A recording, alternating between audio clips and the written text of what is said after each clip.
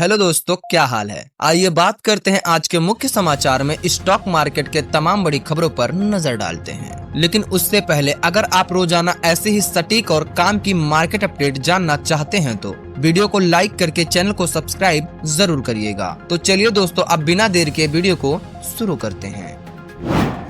नवरत्न defence company Bharat electronics को 14 नवंबर 2025 की पिछली अपडेट के बाद 776 करोड़ के नए ऑर्डर मिले हैं। इन ताजा ऑर्डर से कंपनी का सालाना ऑर्डर इनफ्लो और मजबूत हुआ है, जिससे आने वाले समय में रेवेन्यू विजिबिलिटी बेहतर रहने की भी उम्मीद है।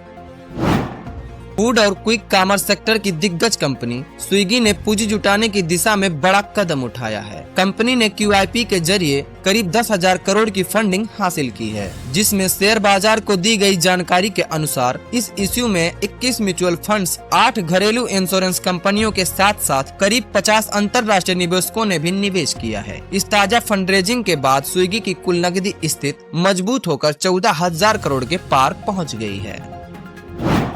दिसंबर की शुरुआत के साथ ही विदेशी पोर्टफोलियो निवेशक भारतीय शेयर बाजार में फिर से बिकवाली के मोड में नजर आ रहे हैं। उपलब्ध आंकड़ों के मुताबिक महीने के पहले 9 ट्रेडिंग सेशन में FPI ने करीब 18,000 करोड़ की इक्विटी से निकासी की है। हालांकि इस विदेशी बिकवाली का बाजार पर बड़ा दबाव नहीं दिखा, क्योंकि घरेलू संस्थागत निवेशकों ने मजबूत खरीदारी कर हालात को संतुलित बनाए रखा है।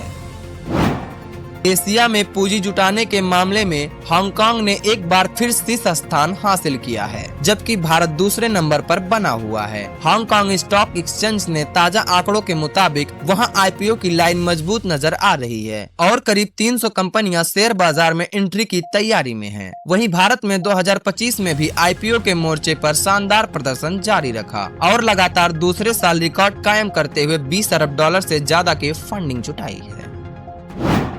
Global brokerage firm bank of America यानी बोफा सिक्योरिटीज ने भारतीय शेयर बाजार को लेकर अहम अनुमान पेश किया है। ब्रोकरेज के अनुसार साल 2026 में निफ्टी 50 इंडेक्स 29,000 के स्तर से ऊपर जा सकता है, जो मौजूद स्तरों के करीब 11.5% की संभाव्यता बढ़त को दर्शाता है। हालांकि बोफा ने यह भी आगाह किया है कि इस दौरान मिड कैप और स्मॉल कैप शेयरों में तेज करेक्शन देखने को भी मिल सकती है, जिससे इन सेगमेंट में जोखिम बढ़ सकता है। साल 2025 में IPO बाजार ने निवेशकों को मिले जुले नतीजे दिए हैं। मेन बोर्ड सेगमेंट में कुछ कंपनियों ने लिस्टिंग के पहले ही दिन निवेशकों की पूंजी 72% तक बढ़कर दर्ज कराई, जबकि SME कैटेगरी में कई शेयरों ने IPO निवेशक का पैसा दोगुना कर दिया है। वहीं दूसरी ओर मेन बोर्ड और SME दोनों सेगमेंट में कई IPO ऐसे भी रहे जिन्होंने लिस्टिंग डे पर ही 45% तक का नुकसान कराया है। इस साल के IPO में सबसे ज्यादा मुनाफा देने वाले और सबसे ज्यादा निराश करने वाले शेयरों की भी तस्वीर साफ नजर आई है। ब्रोकरेज फर्म ICI सिक्योरिटीज ने गल्फ ऑयल लुब्रिकेट्स इंडिया के शेयरों को लेकर सकारात्मक रुख जताया है। ब्रोकरेज फर्म का मानना है कि कंपनी के शेयरों में आने वाले समय में करीब 40% तक की बढ़त संभावना बन सकती है। Stock breaking company Nuvama wealth management के शेयर में जल्द ही स्टॉक स्प्लिट होने जा रहा है। कंपनी ने पहले इसकी घोषणा कर दी है, जिसके तहत 10 रुपए फेस वैल्यू का एक शेयर अब 2 रुपए फेस वैल्यू के 5 शेयरों में बदला जाएगा। इस कारपोरेटर एक्शन के लिए 26 दिसंबर को रिकॉर्ड डेट तय की गई है। गोदावरी पावर की बड़ी तैयारी। कंपनी ने बैटरी एनर्जी स्टोरेज सिस्टम यानी BESS के क्षेत्र में करीब 1625 करोड़ निवेश करने का फैसला किया है। इस परियोजना के जरिए गोदावरी पावर अपनी बैटरी स्टोरेज क्षमता को मौजूद स्तर से लगभग 4 गुना बढ़ाने की योजना बना रही है, जिससे भविष्य में एनर्जी सेक्टर में उसकी पकड़ और मजबूत होगी।